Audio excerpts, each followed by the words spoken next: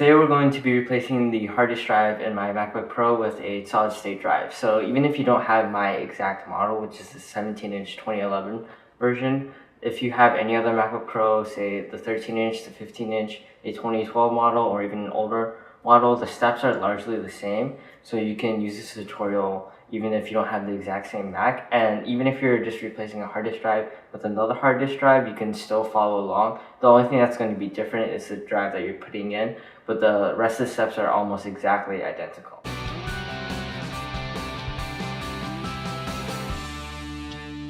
To begin, take your Phillips head screwdriver and remove all 10 screws around the perimeter of the computer. There are 3 that are longer than the others along the hinge, so be careful. Next, find the gap where you can find the air vent and where the lowercase meets the top black plastic hinge, and get your fingers or your hand under there and pry the lowercase away. Snapping sounds are completely normal.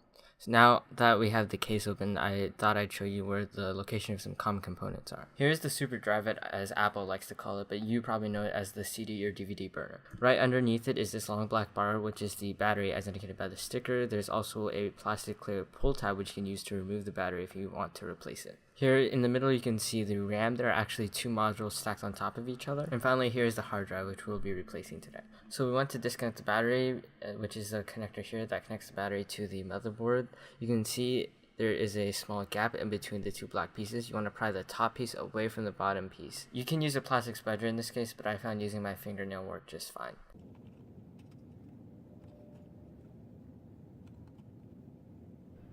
You need to remove a plastic black bar holding the drive down, so remove the screws here and here with your Phillips head screwdriver. Set it aside, making sure you don't lose the screw, and then slowly rotate the drive like so using the plastic pull tab to remove it from the computer. You want to make sure you do it slowly because the SATA cable is still connected to the drive.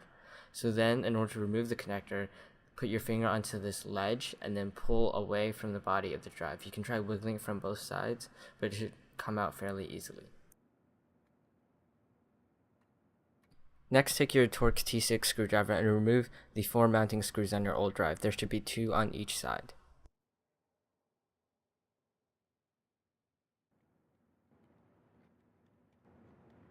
This is my new drive. You can see that I've already taken the sticker from the old drive and replaced it onto the new drive. That way, if I ever need to replace this drive, it's easier to remove. Now take your T6 screws and then put them onto the new drive, 2 on each side.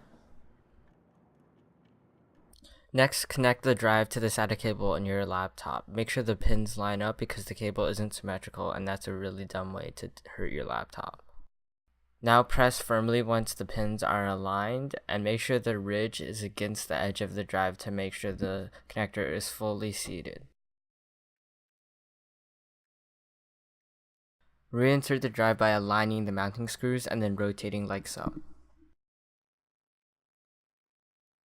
Next, take the plastic bar piece and then make sure it's facing the right way. Then press it down and then retighten the screws using your Phillips screwdriver to secure it. Press down on this connector to reconnect the battery. Then take your lower case and then press it firmly back into place.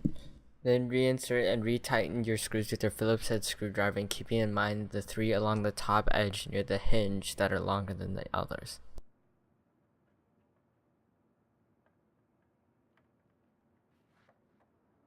And that's it. Boot up your computer, enjoy your new disk.